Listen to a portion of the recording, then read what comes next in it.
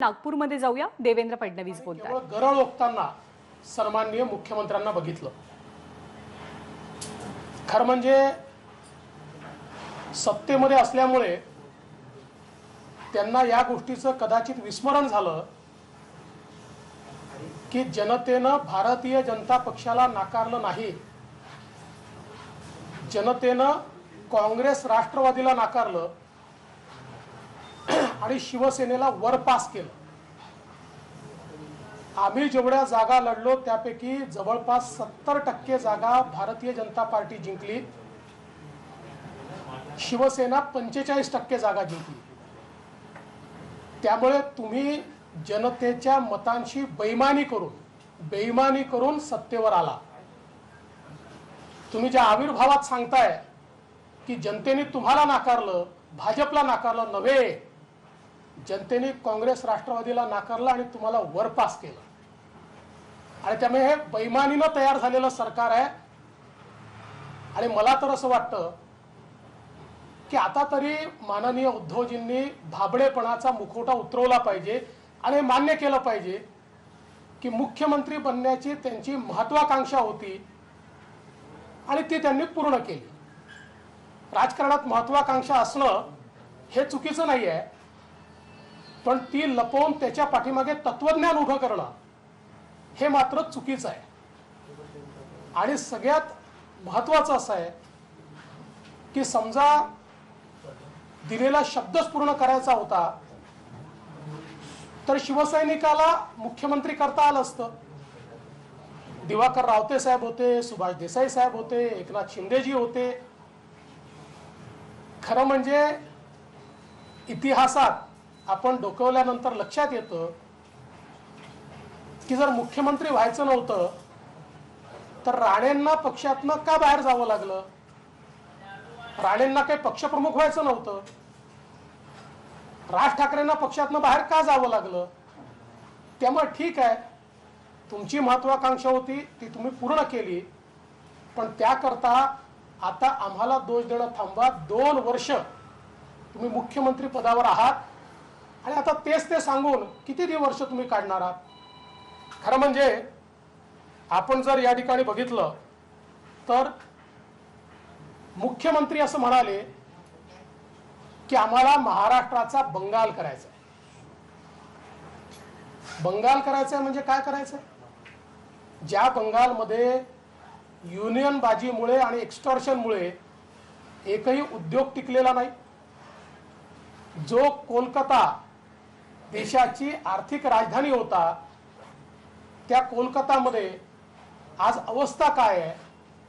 आणि तुम्हाला बंगाल करायचा आहे म्हणजे तुमच्या विरोधात जो बोलेल त्याचे हातपाय छाटून, त्याचं मुंडकं छाटून त्याला फासावर लटकवायचं आहे. अशा प्रकारचा महाराष्ट्र तुम्ही घडवणार आहात का? भारतीय जनता पार्टी स्पष्टपणे या ठिकाणी आम्ही सांगू इच्छितो, जोपर्यंत आमच्यात रक्ताचा एकही थेंब आहे आम्ही महाराष्ट्राचा बंगाल होऊ देणार नाही. महाराष्ट्र महाराष्ट्रच राहील.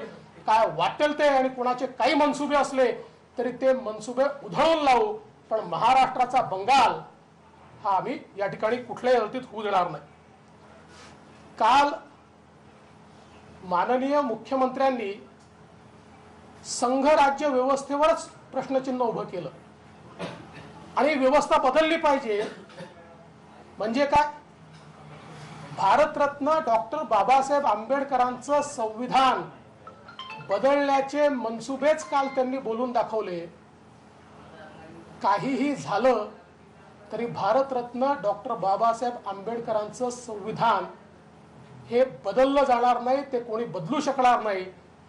त्यामुळे हे संविधान बदलण्याचे जे मनसुबे आणि हा जो छुपा अजेंडा काही कम्युनिस्ट लोकांना सोबत घेऊन या ठिकाणी आणि तशाच डाव्या विचाराच्या काही पक्षांना सोबत घेऊन हा जो काही मनसुबा तुम्ही रचताय तो मनसुबा पूर्ण होऊ देणार नाही, हे देखील त्यांनी लक्षात घेतलं पाहिजे.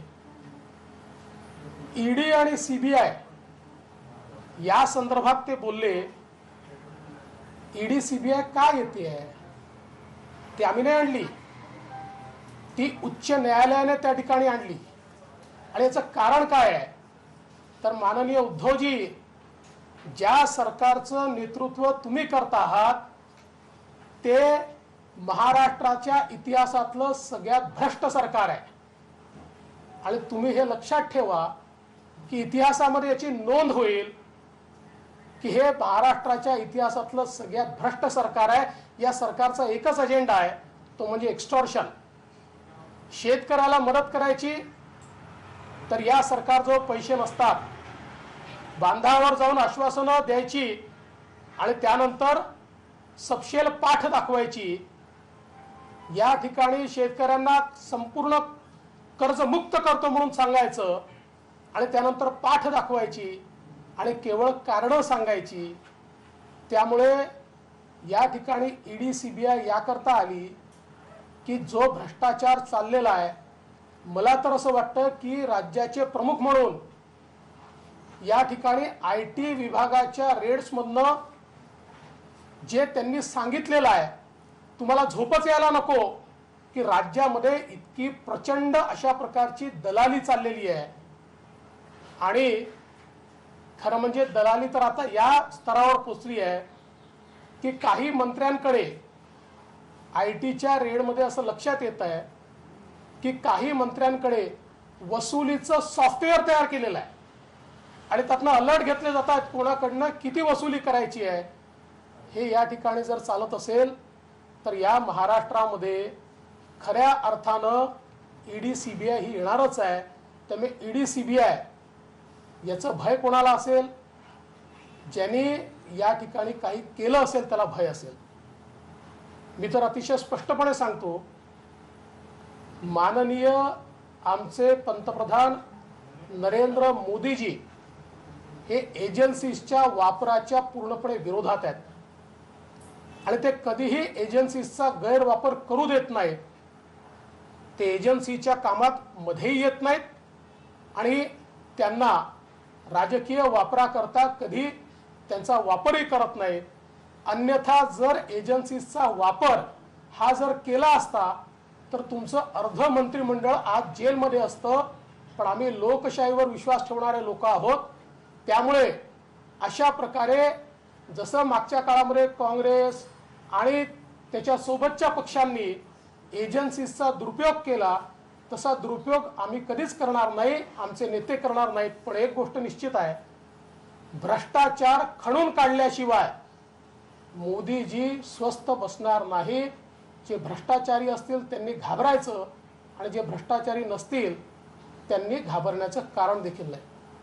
एकूणच कालच्या मेळाव्यामध्ये न विचार होता न सोनं होतं. कालच्या मेळाव्यामध्ये केवळ मुख्यमंत्र्यांचं फ्रस्ट्रेशन हे त्यांच्या तोंडून बोलत होतो आणि असंघाशी संघ केला की अशाच प्रकारचं फ्रस्ट्रेशन होईल आणि अशाच प्रकारचं वक्तव्य या ठिकाणी निघेल.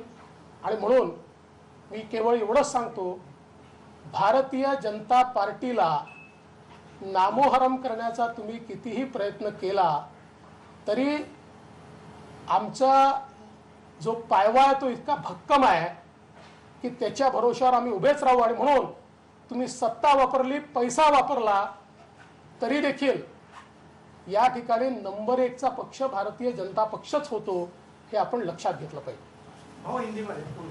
एक मिनिट पहिले मराठीचे प्रश्न तुम्ही 22 महिन्यामध्ये 331 पत्र मुख्यमंत्र्यांना लिहिले माहिती आता हा विषय सरकार पाडून टाकवा आणि छापर टाकून काटा काढण्याचा प्रयत्न होता असं त्या ठिकाणी काय सरकार पाडून दाखवा असं जे ते दरवेळेस म्हणतात, ज्या दिवशी पडायचं आहे ना त्या दिवशी समजणारही नाही. एवढंच सांगतो की आम्हाला त्याच्यामध्ये आत्ता इंटरेस्ट नाही. आम्हाला जनतेच्या प्रश्नांमध्ये इंटरेस्ट आहे. आणि मी तुम्हाला सांगतो, सरकार पाडून दाखवा. अरे काम करून दाखवा, जनतेचे प्रश्न सोडवून दाखवा, शेतकऱ्यांना दिलासा देऊन दाखवा, शेतकऱ्यांशी संवाद दाखवा, शेतकऱ्यांची भेट घेऊन दाखवा. सरकार मिळालंय ना, नुसत्या या ठिकाणी पाडून दाखवाच्या गर्जना काय करता, एकदा चालून तर दाखवा. त्यांनी तुम्हाला सत्ता पिपासू म्हटलेलं आहे, मोठा पक्ष म्हणवतात पण उमेदवार उपरे आणतात भाजप, असंही त्यांनी म्हटलंय. पंढरपूर झालं, आता याचं उत्तर हे कालच आमच्या अध्यक्षांनी दिलं आहे. त्यांचा अर्धा पक्षच उपऱ्यांच्या भरोश्यावर तयार झालाय. त्यांनी आम्हाला सांगावं, अरे उमेदवार नव्हतं म्हणून आम्ही उमेदवार दिलेत त्यांना, त्यामुळे त्यांनी आम्हाला सांगावं. सर, त्यांनी एनसीबीच्या रेडवर पण बोलले आहे आणि म्हटलं की महाराष्ट्रातच फक्त होतंय काय सगळं. खरं म्हणजे एखाद्या मुख्यमंत्र्यांना याचा आनंद झाला पाहिजे की ड्रग्सच्या विरोधात एक मोठी लढाई या ठिकाणी लढली जाते आहे. मुंबईमध्ये ड्रग्सचा विळखा हा हळूहळू वाढू लागलेला आहे आणि अशा परिस्थितीमध्ये आमची जी युवा पिढी आहे, या युवा पिढीला बर्बाद होण्यापासून वाचवायचं असेल तर ड्रग्सच्या विरुद्ध लढाई ही लढावीच लागेल. माझा त्यांना सवाल आहे, तुम्ही कोणाच्या बाजूने आहे ठरवा. ड्रग्स सप्लाय करणाऱ्याच्या बाजूला, ड्रग्स वापरणाऱ्याच्या बाजूला, की ड्रग्सच्या विरोधात कारवाई करणाऱ्याच्या बाजूला. आज कल sir ready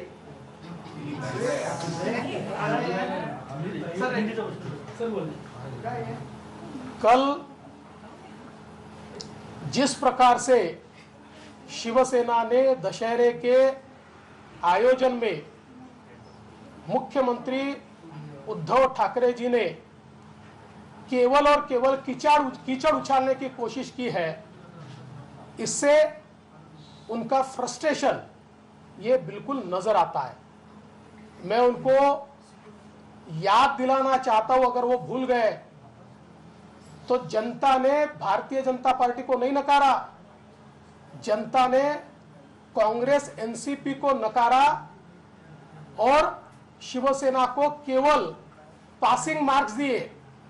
Bharatiya Janata party अपनी जितनी सीटें हैं उनमें से तकरीबन 70% सीटों पर विजयी हुई. शिवसेना मात्र 45% सीटों पर विजयी हुई और बाकी पार्टियां ये फेल हुई. लेकिन जनता के साथ बेईमानी करके आपने ये सरकार तैयार की और इसलिए ये सरकार बेईमानी से तैयार हुई सरकार है. और मैं उनको सवाल पूछना चाहता हूं, अब 2 साल हो गए, आप कितने दिन ये कहते रहोगे कि मैं तो मुख्यमंत्री बनना नहीं चाहता था. अब मुखौटा उतार दीजिए और मान्य कर लीजिए, आपकी महत्वाकांक्षा मुख्यमंत्री बनने की थी, वो आपने पूरी की. राजनीति में महत्वाकांक्षा पूरा करना कोई बुरी बात नहीं होती, लेकिन उसके पीछे झूठा तत्वज्ञान खड़ा करना ये बात गलत होती है. अगर आप मुख्यमंत्री नहीं बनना चाहते थे और आप शिवसैनिक को मुख्यमंत्री बनाना चाहते थे तो आपके पास रावते जी थे, देसाई जी थे, शिंदे जी थे, आपने उनको क्यों नहीं बनाया.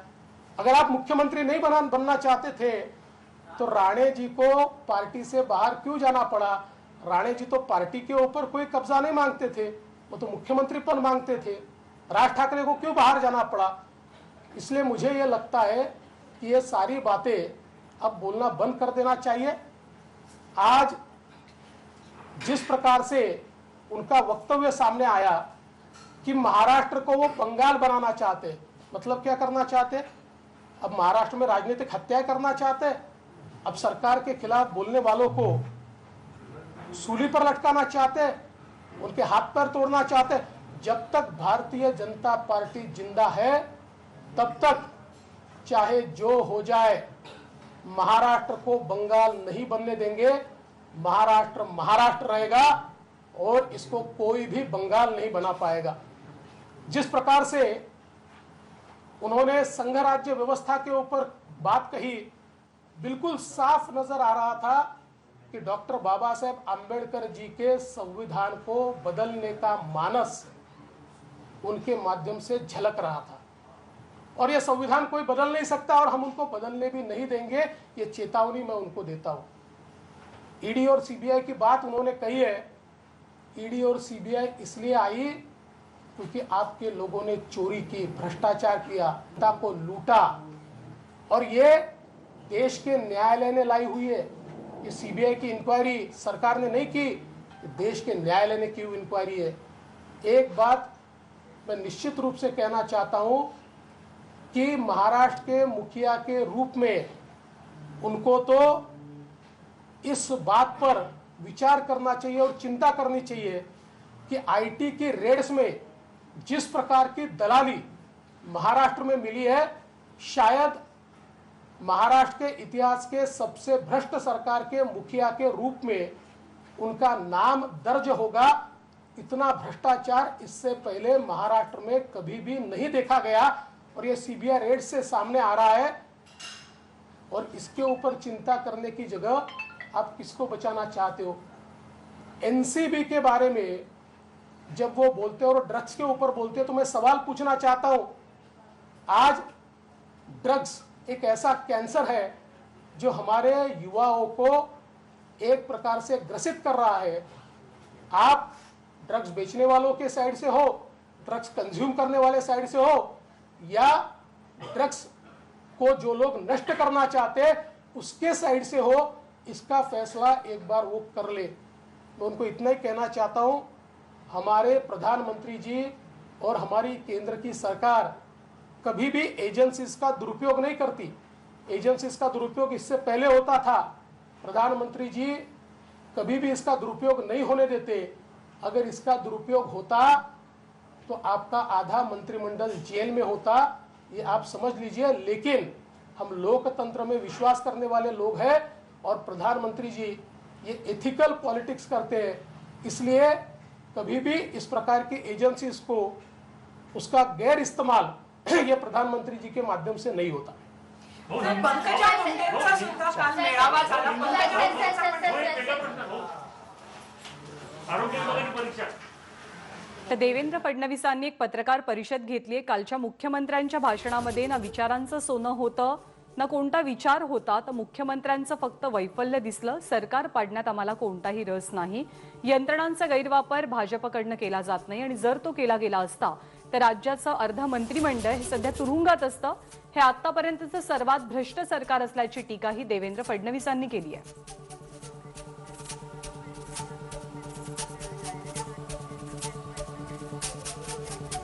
पण या पत्रकार परिषदेच्या शेवटी पंकजा मुंडे यांच्या संदर्भातला प्रश्न विचारला असता देवेंद्र फडणवीसांनी मात्र कोणतंही उत्तर दिलं नाही. त्यांनी बोलणं टाळलेलं आहे.